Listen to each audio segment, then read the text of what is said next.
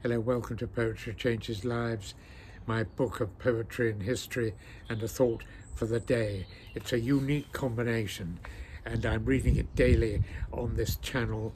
Please do subscribe if you would like to hear it.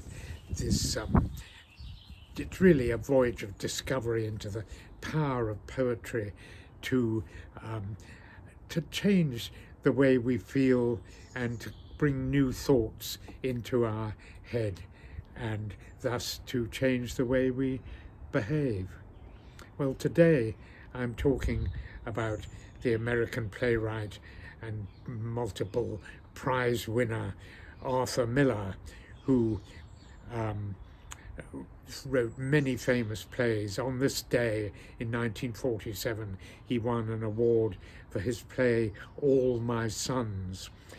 Miller was married 4 times, including to the film star Marilyn Monroe, and back in the 1940s and 50s, she was big box office.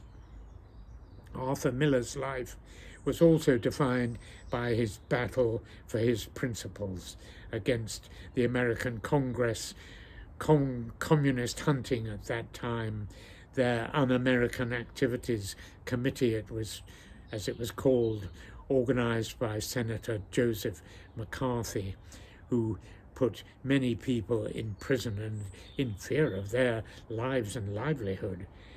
Well, Arthur Miller steadfastly stood against them and refused to give up any names of people suspected of communist left-wing sympathies. He afterwards wrote his famous play, The Crucible, which was about the 17th century Salem witch hunts, but he wrote it as a parody for the persecution he had undergone himself. Well, today I'm going back in history 2,500 years to Greek tragedy, where similar events were happening. Sophocles wrote his great play Antigone, which is the story of a brave girl, Antigone, daughter of King Oedipus, the late King Oedipus of Thebes, who bravely died for her principles. She refused to obey the edict of the next evil king of Thebes, King Creon, who decreed that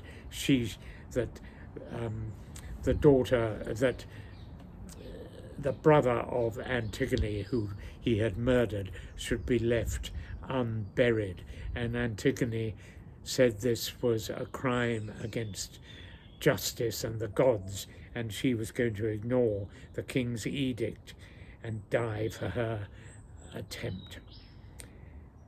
In this piece I'm going to read, the king says, "Didst you, Antigone, then dare to disobey my laws?"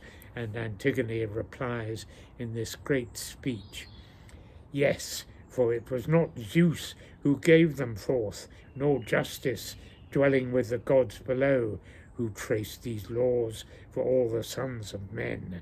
Nor did I deem your edict strong enough, coming from a mortal man, to set at naught the unwritten laws of God that know not change. They are not of today, nor yesterday, but live forever, nor can man assign when first they sprang to being.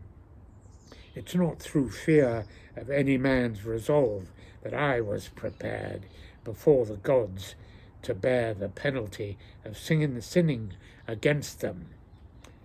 That I should die I knew, how should I not, though your decree had never been spoken, and before any time, if I should die, I reckon this again.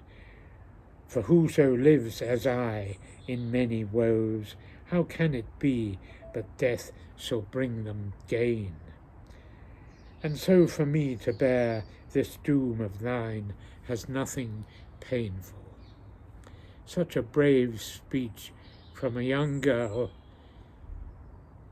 I find it amazing that the ancient Greeks were talking about such matters of principle and justice thousands of years before people today are talking in similar vein. I hope that people today will be brave enough to stand up against the many injustices in the world today. And I reflect today on the strength of those who do stand up for their beliefs. I salute their bravery.